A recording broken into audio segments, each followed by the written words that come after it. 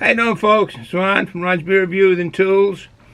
And we have a German beer today, a Deutschland. Paulaner, as you saw earlier, very beginning. And it's, I do like the German brews every now and then. I was going to use the mug,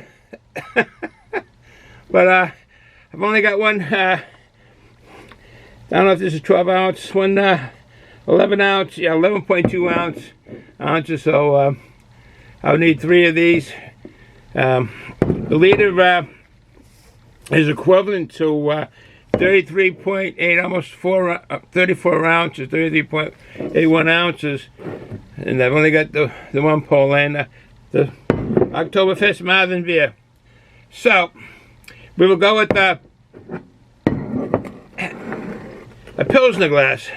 And that's what they suggest for the best flavors and so forth. Different shapes of glasses and give out better flavors. I did have a glass here. I did have this one. It's kind of in the shape of a Pilsner.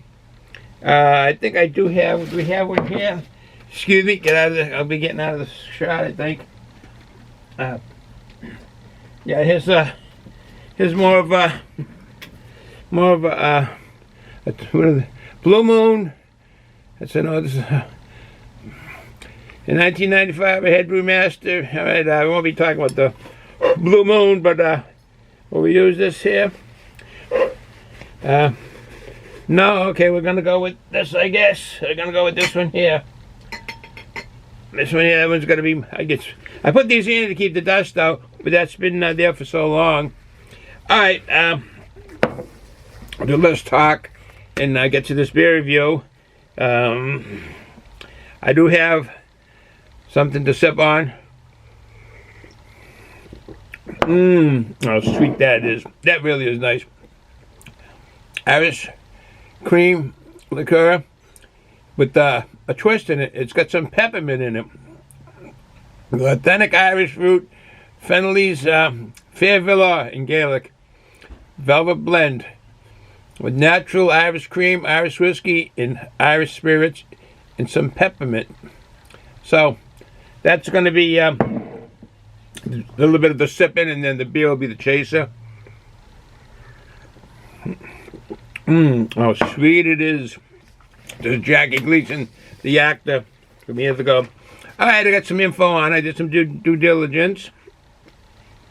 It's been busy here. Excuse my appearance. Haven't had a chance to shave yet. No, I'm not going to beard back yet. I just haven't had a chance to shave. Been so busy. You start procrastinating, and it's another day gone by. All right, excuse me.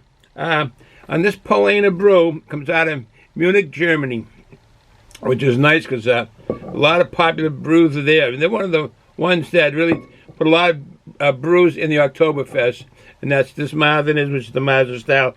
Is brewed for the Oktoberfest, basically. It was founded in 1634 by, they call them Minim of Friars, M-I-N-I-M Friars. And basically the leader at that time was a Mr. Paulaner Salvatore, or Brother, I think they would call him. It's basically a Catholic organization that was back in the 1600s. I guess it's still going now. But it was bigger then.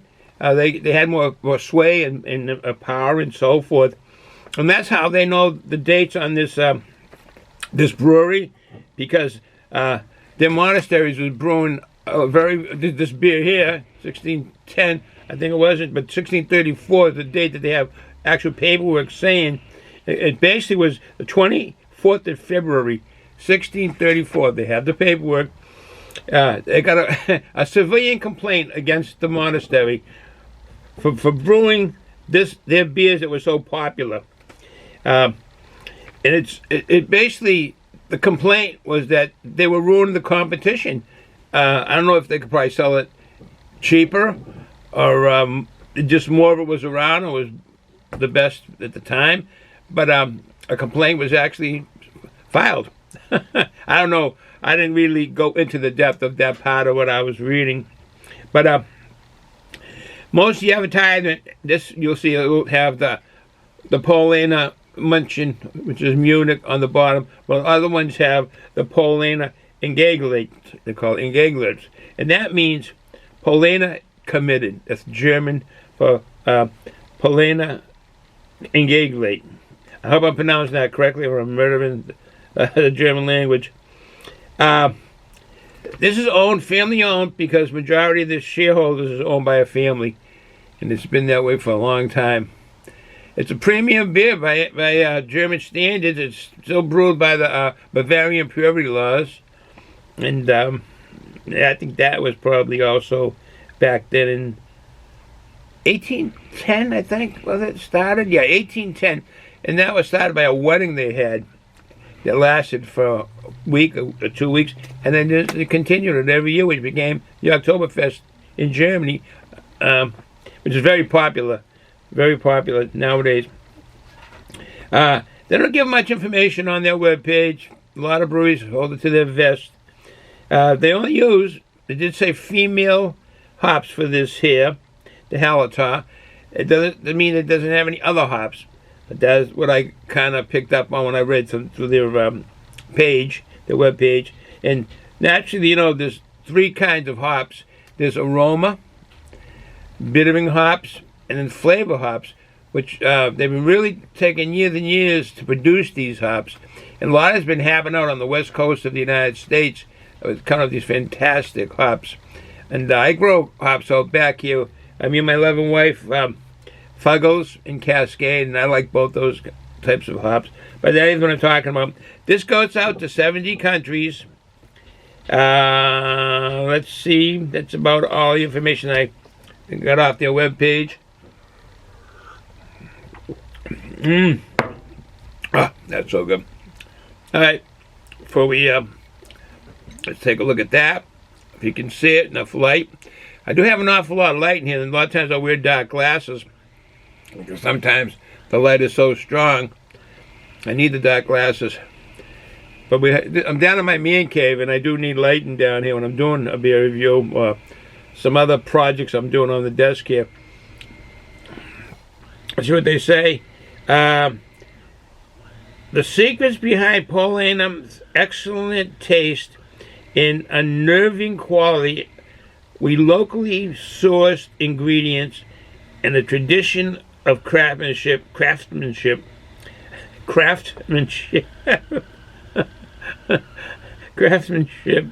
that has been passed down and perfected by our dedicated brewmasters since 1634.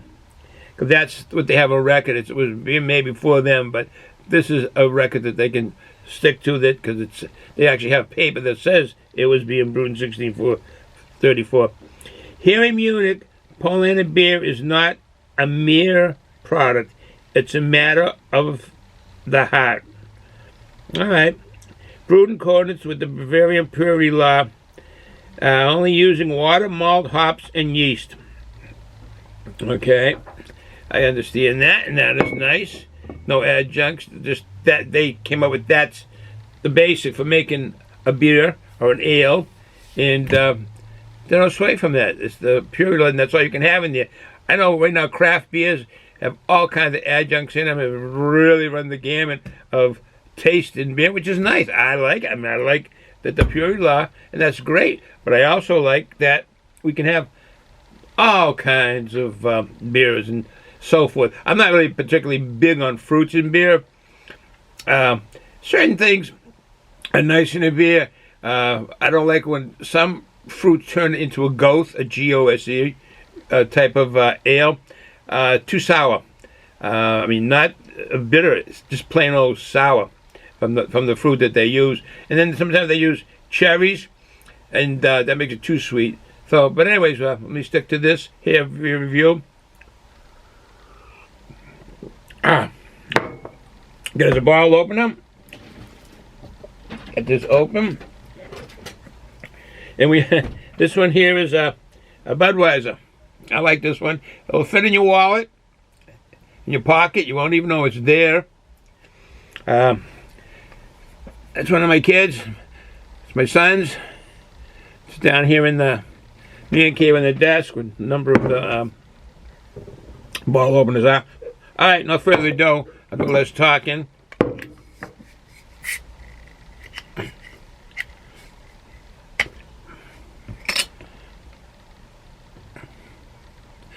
You can see any water vapors coming out. They come out now. I can catch them now. I don't know if you saw them.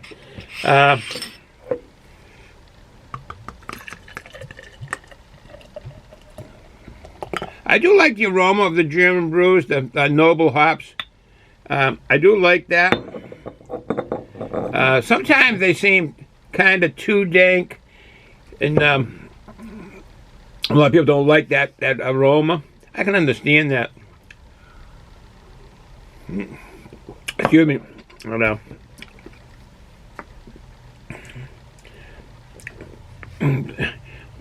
Nice color, typical Marzen.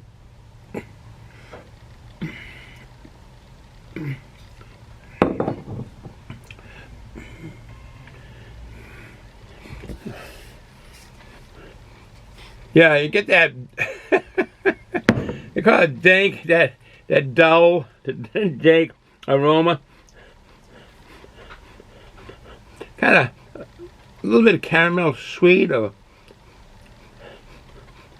it gets overtaken by that dankness, but I can smell it. There's breadiness to this.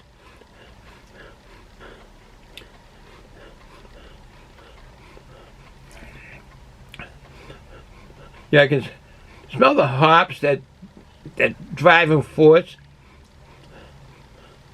But this is really a dank smelling beer for sure. Definitely, it's really a dank. It's keeping its head, as you can see, and the bubbles in there are kind of big. It's not a creamy looking head.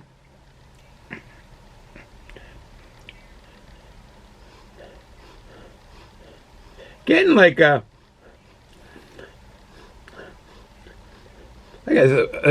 bitter, you know, how flavors turn into aroma, like a bitterness on this almost. I don't know why.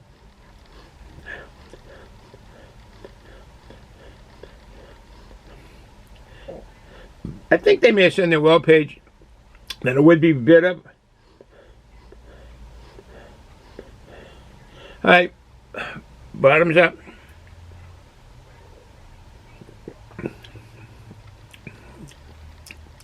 German, the noble hops do come through on the flavor.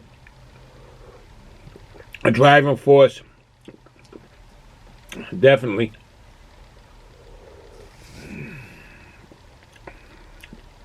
It has a breadiness, a mild breadiness to it.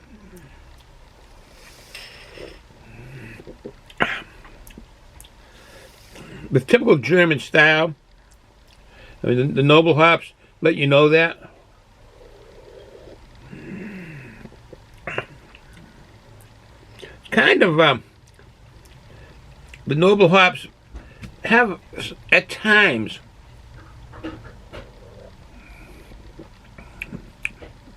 a floral essence to them, kind of fighting between being the noble hoppiness that you taste and the floral. So that makes up what the noble hops are part of, the floral to it. I'm not getting much bitterness at all.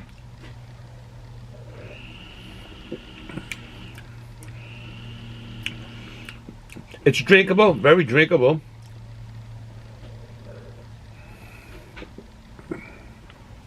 Carbonation is holding up, as you can see on the head. Excuse me. And then you can tell by my bourbon that there's definitely carbonation in this.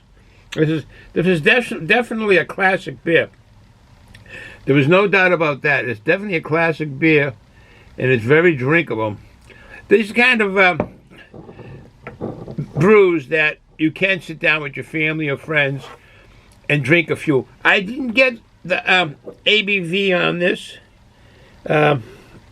And I'm going to tell you right now, because I do have it now. I didn't see it in the corner here. 5.8% alcohol by volume. So that's a tad in the high level of your average beers, your average lagers.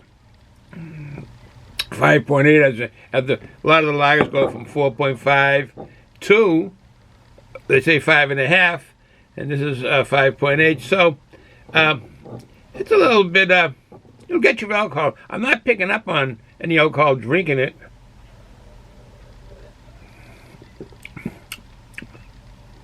I'm not picking up on any alcohol. It's not that it's a good thing or a bad thing. Just not. But it is drinkable. And it would be, I could see, at the Oktoberfest, of having these big steins that I had showed you, it would go down. And would eventually make you hungry for the Wiener Schnitzel and the Wurst that's there. And all the German foods when they have the Oktoberfest. I was there one year, many years ago, in Stuttgart during the Oktoberfest. And that was fantastic. Not just on all the brews that are there, but all the food. Majority, that should be in German style. The Wiener Schnitzel, all the Wurst that they had. Really, really good. It was really very, very, very entertaining.